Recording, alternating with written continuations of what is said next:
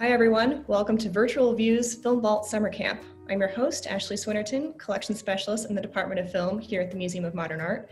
And for the month of August, we're going to be looking at some treasures from the film archive here at MoMA. I wear a lot of different hats at the museum. I work a lot with our database and catalogers and the film collection, but most of all, I manage the Film Study Center. So any research requests or access to the film collection goes through me. Each week in August, we'll be looking at a group of films from the film department. We've got an excerpt from an unreleased feature from 1914. We have a Technicolor screen test with Katharine Hepburn from 1934. We'll be looking at Andy Warhol's Kiss and some home movies from Socialite in Chicago. And next week, we'll have a live Q&A with Chief Curator Raj Roy and filmmaker Todd Haynes. And you'll be able to submit your questions for Raj and Todd. For our first week, we're focusing on first programs. These are the earliest acquisitions in the collection, as well as the very early efforts to make film available to people outside the museum. The Department of Film was founded in 1935 and almost immediately began circulating programs and distributing them for universities, cinema clubs, and even theaters. And you have to remember that this is the 1930s. There was no streaming back then. There were no DVDs or VHS, no cable TV, no TCM. So this was circulating 16mm film prints and literally mailing them to universities to screen on a projector and, put it up on the projector.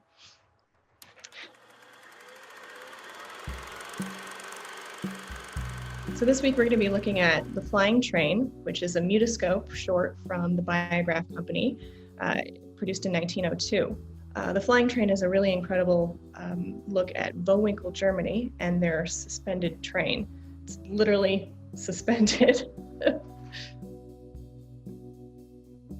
So mutoscopes were shot on 68mm film, which is more than twice, I think it's 3.5 times the size of what you think of generally, 35mm. So the image quality is absolutely incredible. And these films were shot at 30 frames per second, so the movement is very smooth. Mutoscopes were, part documentary, part spectacle. The suspended train is still there, so you can, go on Google Earth and look at the same route that the train took in 1902. The train itself is magical as well as the film. I don't know, it's almost like a roller coaster. So some of the earliest efforts of the film library in the 1930s and 40s was to compile programs, which were for educational purposes. There was one on German propaganda, there was one about Sergei Eisenstein's Key Viva Mexico, but none of the compilations are more popular than Great Actresses of the Past, which is a look at 4 of the greatest actresses from the late 19th and early 20th century. We have Duza, Bernhardt, Mrs. Fisk, and Gabrielle Regin. And these were the premier stage actresses of their time. Great Actresses of the Past is my most frequent program request. So I still have classes that come every year. Acting classes and acting coaches bring their classes to see the greats. So this is really valuable footage of these actresses honing their craft, or not honing their craft. It was already honed, but it's these actresses in their primes doing what they do best. So I hope you enjoy these films. Stick around for the month of August. We'll be bringing you more treasures from the film archive.